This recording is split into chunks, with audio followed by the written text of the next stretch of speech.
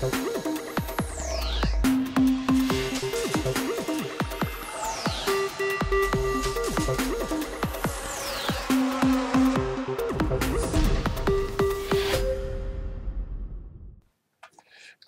and Dagger, a video game created by Atari, and it is based upon the film with the same name. And the cool thing about this video game is actually that it has very close ties to the actual movie.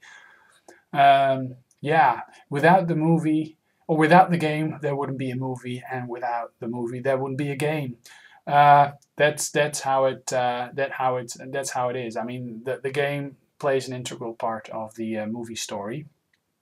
It was designed by Russell Dowie, or Russell Dave, also nicknamed Rusty.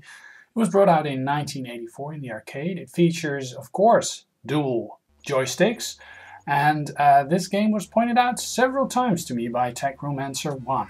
And my Android device is making noises in the background. Yeah, this software did actually also run on the Robotron 2084 cabinets, and it was actually released as a conversion kit for those arcade games.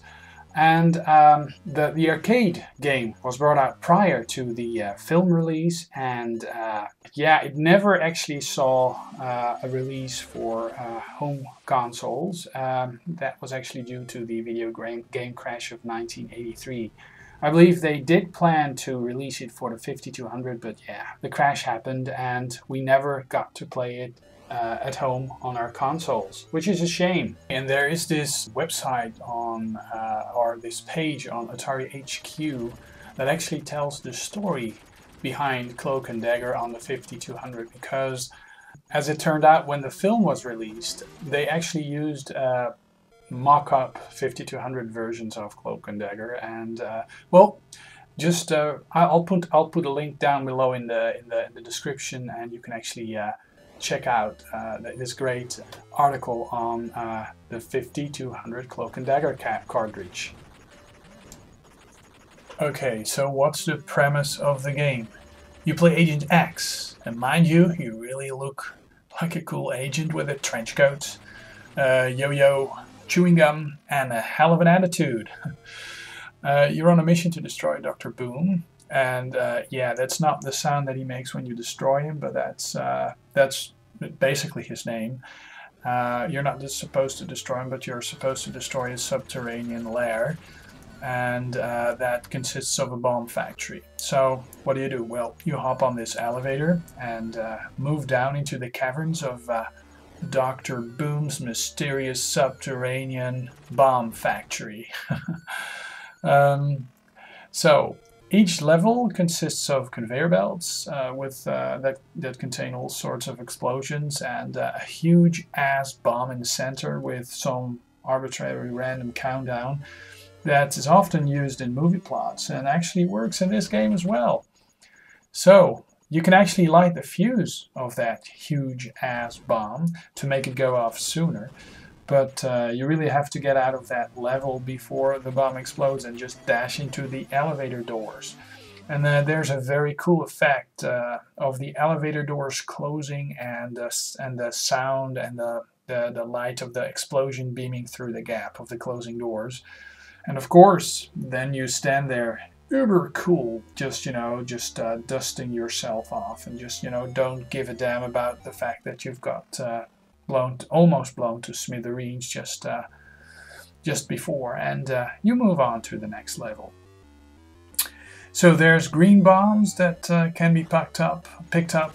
They're not armed yet, and there's red ones. Those are armed, and yeah, you really need to avoid those.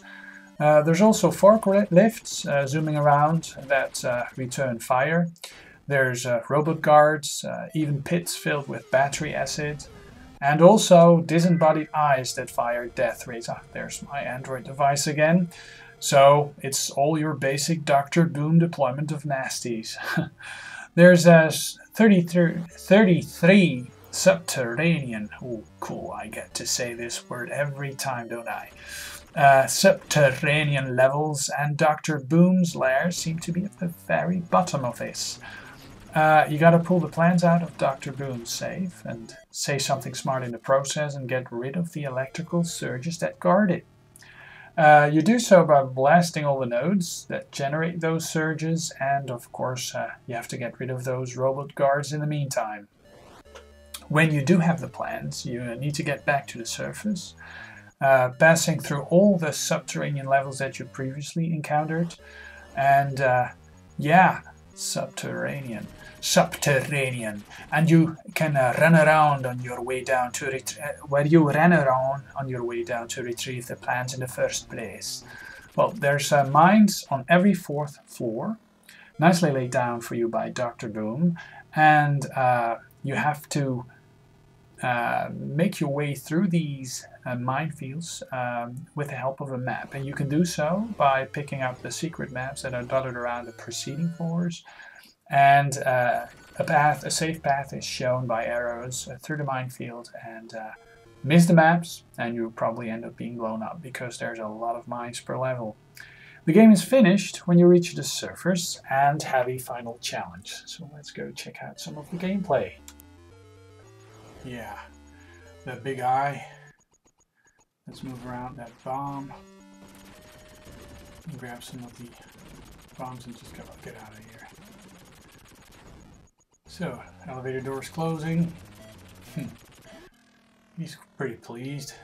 Yeah, I've never reached level 33, but it's a cool game. It's yeah, it's Robotron and it's various other games as well. There's also a Pharaoh theme game, Indiana Jones-like game, and it's similar to that. It's also similar to Robotron and stuff. So yeah, let's see if I can get to the elevator door. Yeah, before the bomb explodes. I guess.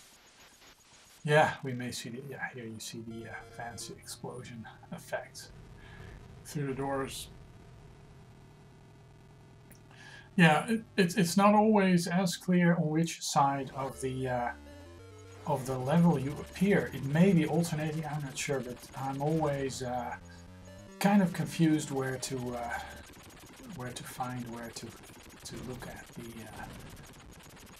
at the entrance. They may be alternating, I'm not sure. A shame this never came out on the home consoles. Ah, here you have these the path that you have to walk. Whoops! Hitting the rad bombs isn't the way to go, I guess.